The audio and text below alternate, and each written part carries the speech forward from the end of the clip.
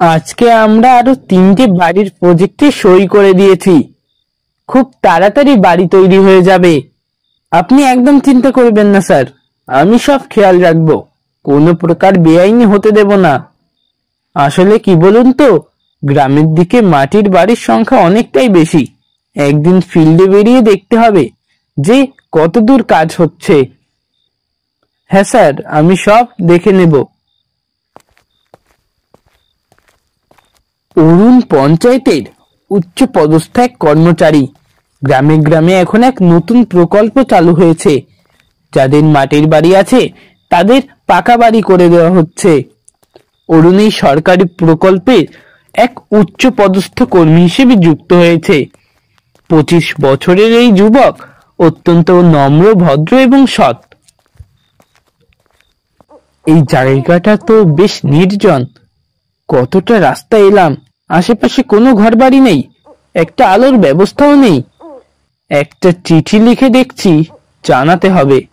গ্রামের মানুষজন যাতায়াত কি করে করে কে জানে। এত অন্ধকারাচ্ছন্ন রাস্তা দিয়ে যেতে কি নিজেরাই কখনো কমপ্লেন করেনি? হয়তো বা করেছে, সেটা পৌঁছায়নি। অরুণ বুঝতে পারে তার পিছু পিছু একজন হাঁটছে। তার পায়ের চলার শব্দ শোনা যাচ্ছে। শুকনো পাতার উপর খসখসে একটি আওয়াজ। হঠাৎ করে অরুণ থমকে দাঁড়িয়ে পড়ে। ওই আওয়াজটাও থেমে যায়। অরুণ বুঝতে পারে তার আশেপাশে আরো একজনের উপস্থিতি রয়েছে। তার ঠান্ডা নিঃশ্বাসের স্পর্শ সে তার কাঁধে অনুভব করছে। উফ, এটা কি ব্যাপার? শব্দটা থেমে গেল কেন? তাহলে কি কোনো চোর বদমাইশ আমার পিছু নিয়েছে? অরুণ অতি সাবধানে পিছন দিকে তাকায়। কাউকেই দেখতে পায় না। মনির ভুল ভেবে সে আবারও চলতে শুরু করে, কিন্তু চলার সঙ্গে সঙ্গে আবারও সেই একই শব্দ।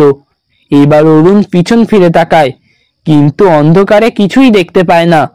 অরুণের এবার ভয় লাগতে শুরু করে, কিন্তু সে শহরের ছেলে, এত সহজে দমে যাওয়ার পাত্র সে নয়। বড্ড অন্ধকার, তাড়াতাড়ি বাড়ি ফিরতে পারলে বাঁচি। হঠাৎ করে অরুণ খেয়াল করে তার পায়ের কাছে কিছু একটা ঘোরাঘুরি করছে। একটা 4 পায়ের জীব তার আশেপাশে ঘুরছে। অন্ধকারে যেন তার চোখ দুটো আগুনের ভাটার মতো জ্বলছে।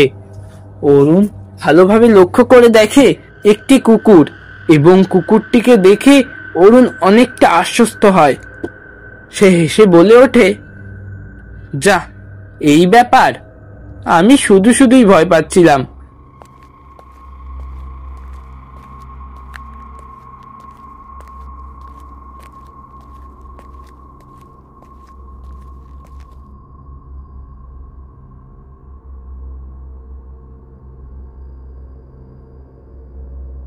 কেউ কি আছেন? এই বাড়িতে কেউ কি আছেন? খাটিয়াতে বসে বই পড়ছিল অরুণ। অরুণ ঘড়িটার দিকে তাকিয়ে দেখে এমন সময় একজন মহিলা আমার বাড়িতে। যা বাবা, কোনো অসুবিধা হলো নাকি? সে দরজার কাছে গিয়ে বলে, কে কে তুমি? দরজার ওপার থেকে মহিলাটি বলে ওঠে, আমি আমি রত্না, মন্টুর দিদি। দরজাটা খুলুন না বাবু, খুব দরকার আছে, নয়তো সমূহ বিপদ আমাদের। আমাদেরকে আপনি বাঁচান, আমরা সকলে বিচার চাই। না, আজকে নয়, কালকে এসো। সকালে অফিসে চলে এসো, তখন না হয় কথা হবে, কেমন? তোমার সঙ্গে কেউ এসেছে? না, কেউ আসেনি বাবু। কে আসবে বাবু? কেউ তো নেই আমার, আমি কেবল একা। তুমি এক কাজ করো, বাড়ি চলে যাও। এত রাতে তোমার এইখানে আসা উচিত হয়নি। অরুণ এই বলে ঘরে শুয়ে পড়ে, কিন্তু সারা রাত দু চোখের পাতা সে এক করতে পারেনি। কেমন একটা আওয়াজ তার কানে বারবার ভেসে আসতে থাকে। ঘরের আশেপাশে কেউ যেন হাঁটাচলা করছে আর বারবার দরজা খোলার অনুরোধ করছে। দরজাটা খুলুন না বাবু, আমার বিচার চাই, আমার কথাটা শুনুন। একটি বার আমার কথাটি শুনুন বাবু, দয়া করুন আমার ওপর। একটু দরজাটা খুলুন, খুলে আমার কথাটা শুনুন। বাবু দয়া করুন আমার ওপর। কিন্তু অরুণ দরজা খুলল না।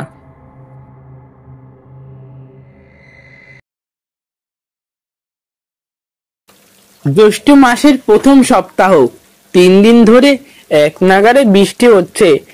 মাঠ ঘাট পুকুর সব এই 3 দিনে ভরাট হয়ে গিয়েছে। মাটির বাড়িটা একদিকে হেলে পড়েছে। ঘরের ভিতরে রয়েছে মন্টু আর তার দিদি রত্না। কয়েকদিন থেকেই মন্টু জ্বরে পড়েছে। দিদি তাকে জড়িয়ে শুয়ে আছে। গ্রামের এক কোণে তাদের বাড়ি।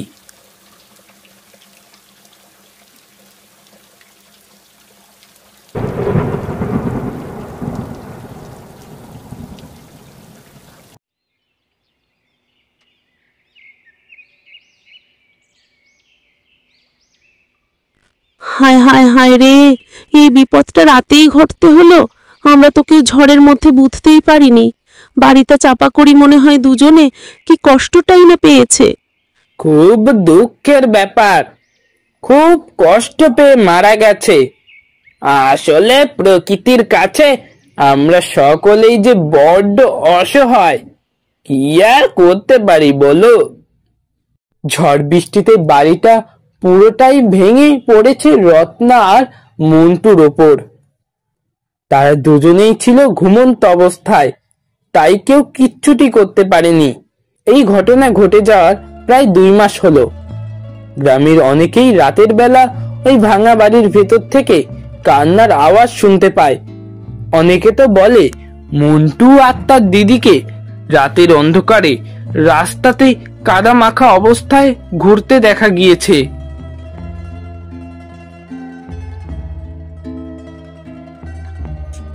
বেশ ভালো টাকাই কামিয়ে নিয়েছি। এবার একটা জায়গা কিনে নেব, তাহলেই ভালো হবে। গ্রাম পঞ্চায়েত টাকার বান্ডিলটা ঘরের সিন্দুকের ভেতর গুছিয়ে রাখে।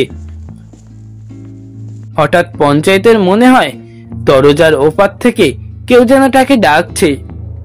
পঞ্চায়েত বাবু, পঞ্চায়েত বাবু, দরজাটা খুলুন না, গুরুত্বপূর্ণ কথা আছে, আমাদের বাঁচান আপনি।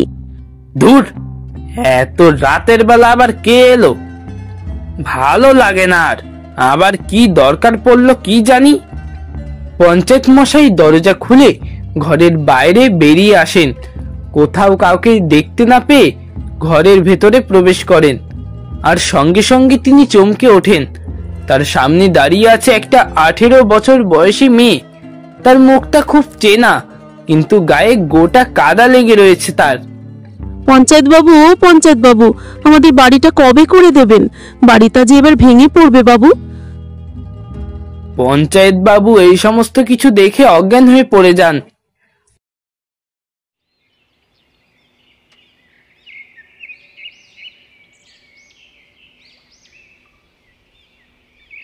পরের দিন সকালবেলা অরুণ গ্রাম পরিদর্শনে বেরিয়েছে। সে দেখে গ্রামে তেমন একটা পাকা বাড়ি নেই, বেশিরভাগই রয়েছে মাটির বাড়ি। কি ব্যাপার, টাকা তো বরাবরই পাঠানো হয়েছে, কিন্তু এই ঘটনাটা কি করে ঘটলো? অরুণ মনে হাজারো প্রশ্ন নিয়ে পঞ্চায়েত মশাইয়ের বাড়িতে যায়। পঞ্চায়েত বাবু অরুণকে দেখে ঘর থেকে বেরিয়ে আসে। আরে আসুন আসুন, আপনারই তো আসার কথা ছিল, ভেতরে আসুন। আপনি কি ভেবেছিলেন সরকার থেকে লোক পাঠাবে না, তাই তো? এতদিনে তো গ্রামের বেশিরভাগ মানুষের পাকা বাড়ি হয়ে যাওয়ার কথা, কিন্তু এখনো বেশিরভাগ বাড়ি মাটির কেন? তবে টাকা তো পেয়েছেন কাজের জন্য, তা কাজটা কোথায় দেখান দেখি আমাকে। রিপোর্টটা জমা করতে হবে। এই এলাকা থেকে অনেক কমপ্লেন এসেছে। আরে না না, আগে খাওয়া দাওয়া। আসুন তো, আসুন ভেতরে, পরে এইসব ব্যাপারে না হয় কথা হবে। আগে চা জল খেয়ে নিন, এখানে বসুন। আপনি আপনি তো আমাদের অতিথি, আপনাকে একটু সেবা করার সুযোগ দিন। আপনি ভুলে যাচ্ছেন যে আমি একজন সরকারি কর্মচারী। আমাকে বেতনটা সরকারি দেয়, আপনি নন। আমি আগে জানতে চাই যে আপনি কি করছেন, কাজটা কোথায়? আপনি মনে হয় আমার সম্পর্কে কিছু জানেন না। বেশি কথা বলতে আসবেন না। আমি যা বলবো তাই লিখে দিবেন, নয়তো এই শিবু, বিশু, তাড়াতাড়ি আয়। এদের দেখছেন তো, এরা আমার বাম আর ডান হাত।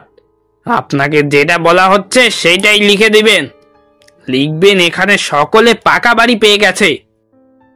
এই বলে পঞ্চায়েত বাবু ঘরের ভেতরে ঢুকে যান। অরুণ অবাক হয়ে তাকিয়ে থাকে। আমাকে ভয় দেখিয়ে দমিয়ে রাখা সম্ভব নয়।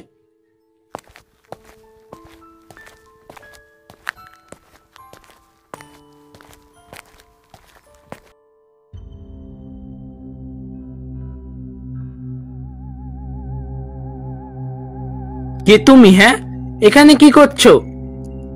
আমি তো আপনার কাছেই এসেছি, তবে আপনি তো আমার কোনো কথাই শুনতে চান না। ও, আপনি কাল রাতে এসেছিলেন তাই না? আমি তো বললাম অফিসে আসবেন দিনের বেলায়। তা তো সম্ভব নয়, আমরা দিনের বেলা আসতে পারি না, আমরা রাতেই আসি। একটু দরকার ছিল।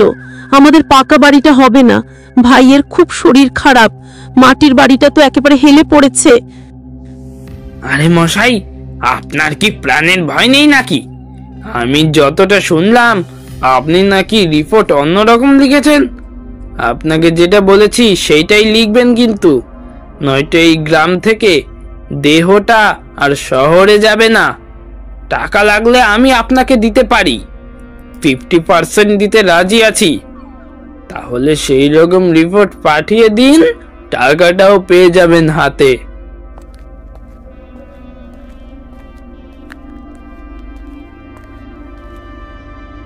কোথায় কোথায় গেল সেই মেয়েটা? উফ, ও মনে হয় চলে গেছে।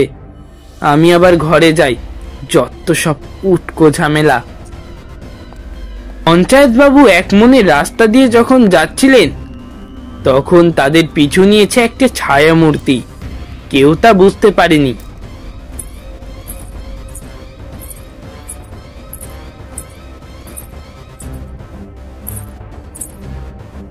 রত্না প্রথমে দুই মস্তানকে গলা টিপে মেরে ফেলে। ওরা ওরকম ভাবে চিৎকার করে উঠল কেন? পঞ্চায়েত বাবু ঘুরে তাকিয়ে দেখে মন্টুর দিদি রত্না সেইখানে দাঁড়িয়ে আছে।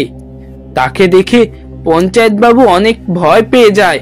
কাপা কাপা কণ্ঠে সে বলে ওঠে, এটা এটা তো মন্টুর দিদি। কিন্তু তোরা তো মারা গিয়েছিস, এখানে কি করে এলি তোরা? হ্যাঁ বাবু, আমরা মারা গেছি। কতবার আপনাকে বললাম আমাদের পাকা বাড়িটা করে দিন, কিন্তু আপনি দিলেন না।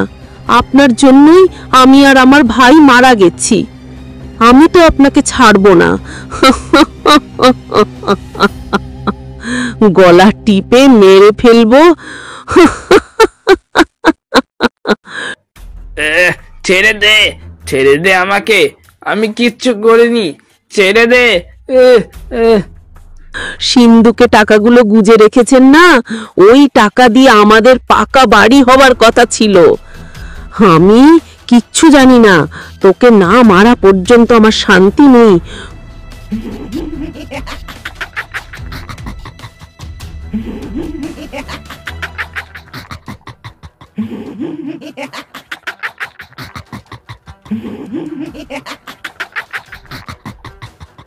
দিদির আসল রূপ দেখে পঞ্চায়েত বাবু ভয়ে পিছিয়ে আসে। তারপর নিজেকে সামলে সে দৌড়াতে আরম্ভ করে, কিন্তু মন্টুর দিদি তার সামনে চলে আসে। মন্টুর দিদি তার গলা টিপে ধরে পঞ্চায়েত বাবুর নিঃশ্বাস বন্ধ হয়ে আসে।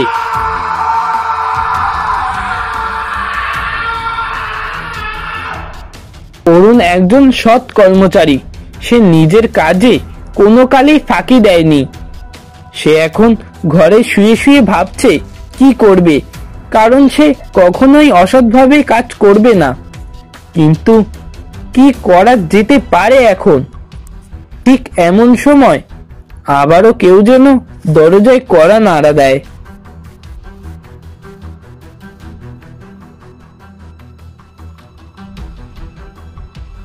এ কি, রাত 12টা বাজে?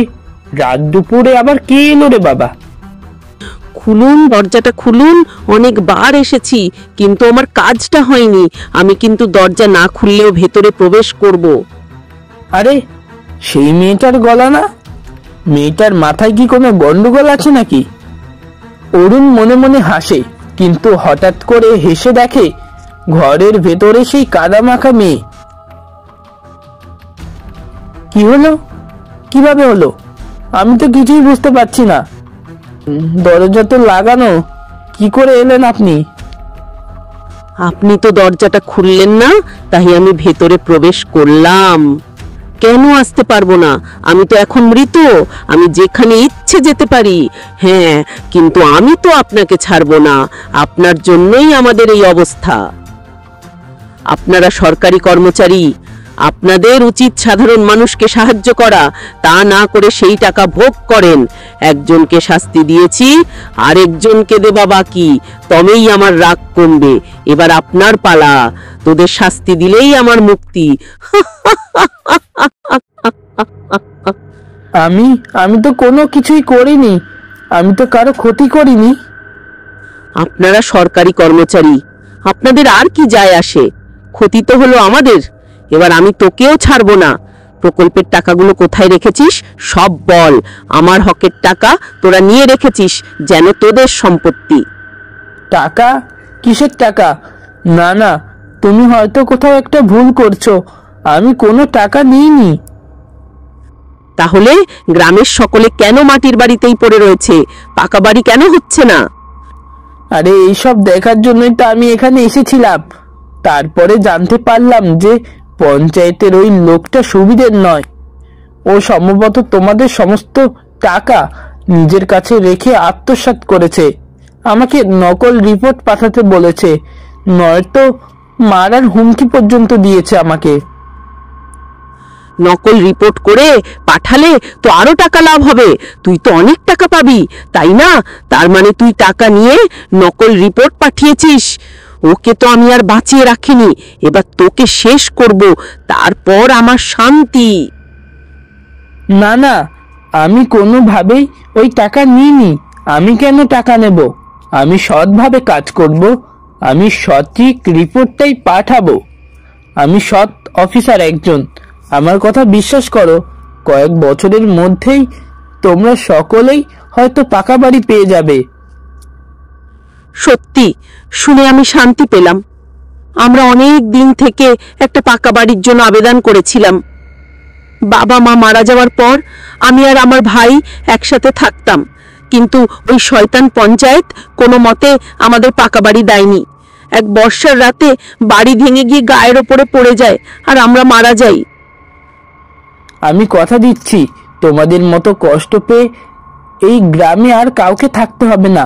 আমি নিজ দায়িত্বে পাকা বাড়ি করে দেব। ঠিক আছে, আমি তোকে বিশ্বাস করলাম। তবে যদি দেখি তোর কথা মতো কাজ হয়নি, আমি আবার ফিরে আসব। প্রতিশোধ নেবার জন্য ফিরে আসব। প্রতিশোধ নেব তখন আমার হাত থেকে কাউকে রক্ষা করতে পারবে না। আমি এখানেই আছি আর এখানেই থাকবো চিরকাল। এই কথা বলার সাথে সাথে মন্টুর দিদি রত্না বাতাসে মিলিয়ে যায়। এতদিনে যেন তার আত্মার শান্তি ঘটেছে। আমি কথা দিলাম, যারা এতদিন সুযোগ সুবিধা থেকে বঞ্চিত ছিল, তাদের প্রাপ্য সুযোগ সুবিধা সব পাবে তারা। আমি খেয়াল রাখবো একজন সৎ অফিসার হিসেবে।